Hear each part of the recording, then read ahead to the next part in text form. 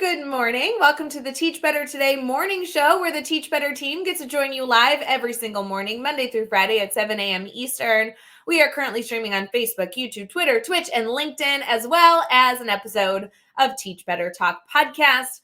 We have Justin Brown with us today, and I am so thrilled to bring him even more into our community. If you are already connected, you know this is going to be a good episode. And if you do not know Justin's story, then trust me, you're in for a treat. So grab your cup of coffee, chai tea latte, tea, whatever you're drinking this morning, and we'll be right back.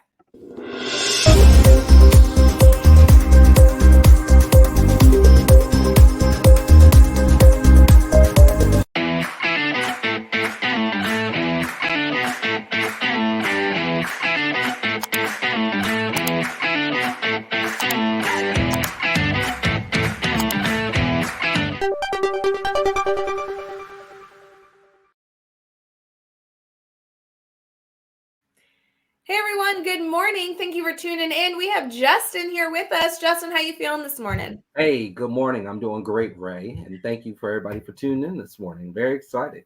I am so glad that we get to talk shop officially on the show today, because we've been able to talk shop in a lot of different mediums, but this is going to be one that we're able to share with everybody else. Justin, for our community who may not be connected to you, do you mind sharing just a little bit about yourself? Hey, yeah, absolutely. My name is Justin Brown. I currently serve as the DEI director for the fifth largest district in Pennsylvania. I also run a Fortune 500 company known as Diversity Awareness Program, whose primary aspects are to conduct diversity trainings, programs, and workshops for individuals. I got my undergraduate degree at Slippery Rock University. Yes, it is an existing university. We were a Jeopardy question, and I got my master's at IUP in student affairs. I spent about 10 years of my life working with college students and made the pivot during COVID to work with K through 12 students, teachers, and staff primarily. My passions are bringing people together, having some really intentional conversations, building authentic relationships, and really trying to just help individuals make connections. I think a lot of times we have the abilities to make those connections, but sometimes we don't know where to find them. People will never really remember what you told them, but they will always remember how you made them feel. And rarely do people care how much you know until they know how much you care. Justin, we've been able to connect prior, and I just feel like you have the coolest resume of anyone out there. Like, I know for at least in my role, I don't see resumes anymore unless people are asking my opinion of them. But I just want you to know that I have made it my life's mission to now try and get as half as cool as a resume of what you've been able to do in your career thus far. And I'm so excited for our community here to benefit from all your experience and knowledge that you're able to share with people on a daily basis. It's a huge component of us all being better together when we learn from one another. So tell me a little bit about how you got into this field, right? How did you end up becoming somebody who's so successful in business, so successful in education? What in the world? How did this happen? Is there a magic pill I can take? There isn't a magic pill. I wish there was. If anything, I would say the magic pill is being able to watch those who are around you, surround yourself with people who are doing what you want to do, and take chances. I went into school thinking I was going to be a psychology major, and then I heard some of the psych theories, and then I was like, psych, I don't think this is what I want to do. And I had mentors alongside of me say, hey, I think communication is where you want to be. I went to a primarily white institution, and I found myself being like the only pepper in the milk in most spaces. Like I was the only black face or the person of color that was in a space, and I was having a lot of microaggressive situations that were happening to me. It then occurred to me that you can't be the change you want to see, you got to teach the change you want to see. So me and a few friends of mine created this program called Building Bridges, where essentially what we did was we created workshops, programs, trainings, icebreakers, team builders to kind of get people that were on the university campus to get to know each other better. We broke like 3 fire codes, and the biggest place that could hold us on campus was the alumni house. And we would have these sessions with topics like microaggressions, empathy, understanding, respect, background, men and women relationships, whatever. And we would bring students together every Tuesday for once a week, and we would foster these activities that would have team builders, icebreakers, role plays, social experiments. It would get people up, moving around, and it was really changing the climate of our campus. You know as well as I know that culture change takes 3 to 5 years. So when we had our first year students coming in saying, "Oh, okay, I see that this is going to be a community that revolves itself around making sure that everybody feels like they belong, everybody has a seat at the table. It shouldn't matter what your lived background is, your lived experience, or how you choose to identify. There's a place for you here."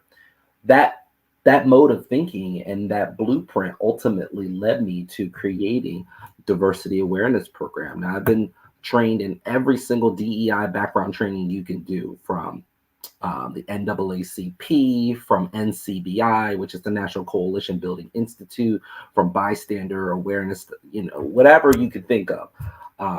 So I decided, my junior year, I was going to go out and start my own business and created LLC, it was Diversity Awareness Program. And I've been doing workshops and programs and trainings ever since. The primary goal is trying to get people to harness their own skills. So everybody thinks you have to be some type of DEI expert, and I don't believe that. I believe that everybody is an expert in their lived experiences.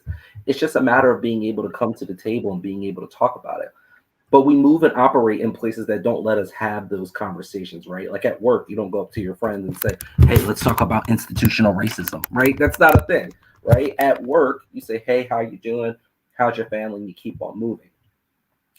Just like in, the university, the business aspect, nonprofit sector, like all of those, we never take the time to really sit down and really understand everyone's background, what they bring to the table. Everybody has something really special and unique that they bring to the table. It's just a matter of us trying to figure out what that is, being able to build those connections, building brave spaces. Notice we didn't say safe spaces, brave spaces, where people just come in and be authentic, be themselves. And it's a matter of making sure that everybody's on board, because I love so many elements of this dialogue already, including the note about brave spaces. I would love to challenge those in our comments as we're having this conversation to ask questions. Justin and I are obviously monitoring those comments and very, very happy to continue this conversation there. As you're thinking through how this could apply to you as an educator, we have educators in the classroom that are listening, administrators that are listening in leadership roles, and then everything in between. And we so appreciate all of you being here, a part of this conversation.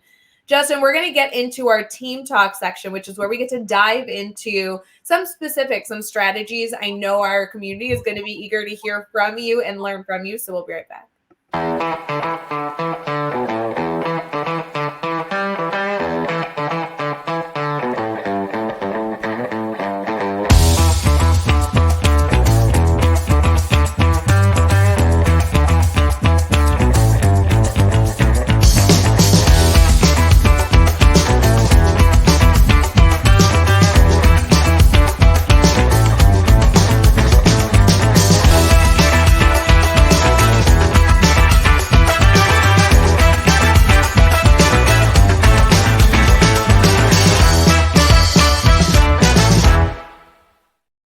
Hey everyone, we are here with Justin and we are diving into our Team Talk segment, which for those of you who are, listen to the show every single morning, this is a segment where we get to talk shop and get some really good ideas. Justin's going to have them.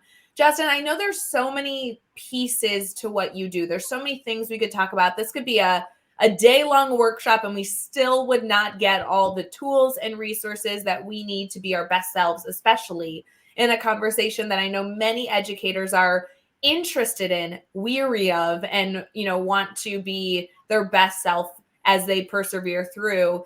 Tell me a little bit about what you hope our community here takes away from connecting with you today. Obviously, this is, a short conversation. We got like 20 minutes to talk here. That's not enough. What is a major takeaway you hope educators really take with them as they head into the rest of their day? Absolutely. I think the landscape of education has changed a little bit.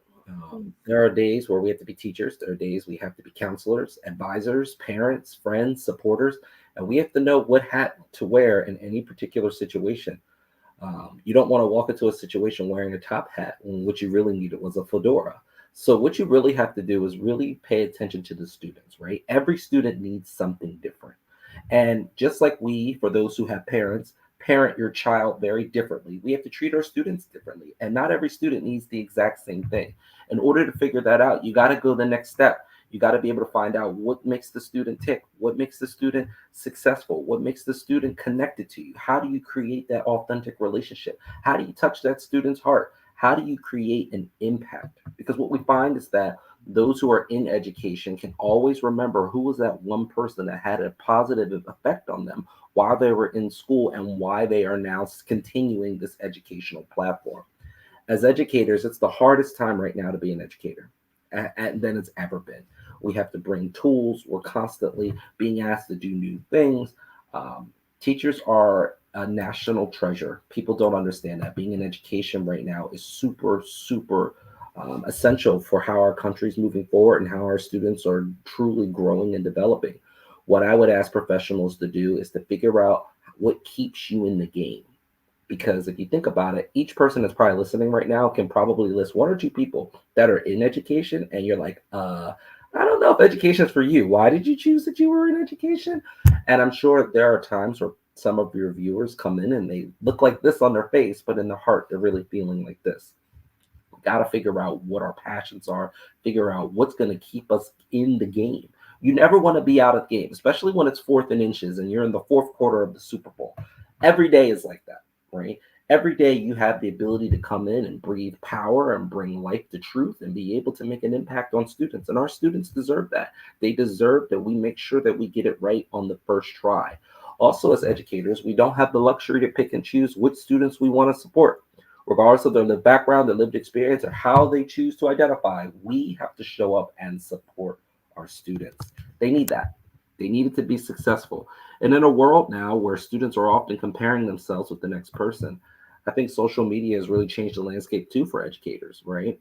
Because we see these teachers and they post these really cute things of what they're doing in their classrooms, and we're like, oh, we like that. But our students aren't really looking at that. Our students are looking at, wow, this person has it really good, or this person's doing better than me, or this person looks better than me, this person has more money than me. And there's a big aspect here on mental health. And we do the same thing as adults, right? We look at things and think that we need to be what that person's being, and that affects how we feel about ourselves. But as adults, we've had a little bit more training on how to delineate what's the truth and what's not the truth. Social media is not a real place.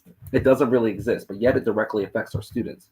Mental health conversations need to be at the forefront of a lot of the dialogue that we're having today as educators, because, like I said, some of us are advisors, parents, teachers, supporters, coaches, but sometimes we're also mental health professionals being saying, hey, you got to take some time for yourself. You got to do things that feed your soul, that pump up your heart, that make you feel good, that remove negativity and toxicity away from your life and brings life to what you're doing. Our students need to know that we care, and they need to also know that they are enough, that no matter what they do, they are unique and they are enough. So if an educator's listening right now and thinking, oof, love this. Yes, Justin, everything you say is gold. I'm in. Sign me up to be better in this area.